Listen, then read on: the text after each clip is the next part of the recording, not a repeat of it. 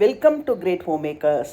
இன்றைக்கி தீபாவளி ஸ்பெஷலில் நல்ல மொறுன்னு ரிப்பன் பக்கோடா ரெசிபி தான் பார்க்க போகிறோம். இதுக்கு 3 கப் அரிசி மாவு, 1 கப் பொட்டுக்கடலை மாவு, 1 கப் கடலை மாவு. ஃபஸ்ட்டு இந்த பவுலில் எல்லாத்தையும் ஆட் பண்ணிக்கலாம். 3 கப் அரிசி மாவு, 1 கப் கடலை மாவு, 1 கப் பொட்டுக்கடலை மாவு. பொட்டுக்கடலையை மிக்சியில் அரைச்சி நல்லா சலித்து ஆட் பண்ணிக்கோங்க. அதோட பெருங்காயம் ஒரு 1/2 டீஸ்பூன், மிளகாப்பொடி ஒரு டீஸ்பூன், காரத்துக்கு தகுந்த மாதிரி, உப்பு தேவையான அளவு. ஃபஸ்ட்டு இதை எல்லாத்தையும் நல்லா மிக்ஸ் பண்ணிக்கலாம்.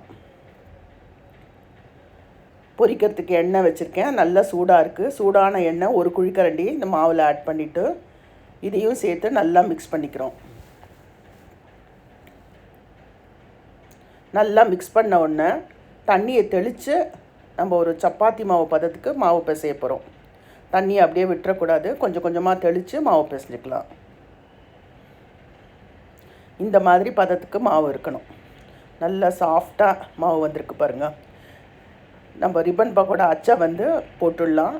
பண்ணி வச்ச மாவுலேருந்து ஒரு ரவுண்ட் எடுத்துகிட்டு இந்த முறுக்கு ப்ரெஷரில் போட்டு சூடான ஆயிலில் நம்ம அப்படியே புழிய போகிறோம்.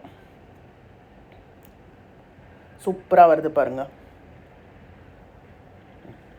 ஒரு பக்கம் வெந்த உடனே திருப்பி போட்டு அடுத்த பக்கமும் நல்லா வேக வச்சு எடுக்கணும். நல்லா ஓசை அடங்கின உடனே நம்ம முறுக்கை எடுத்துடலாம்.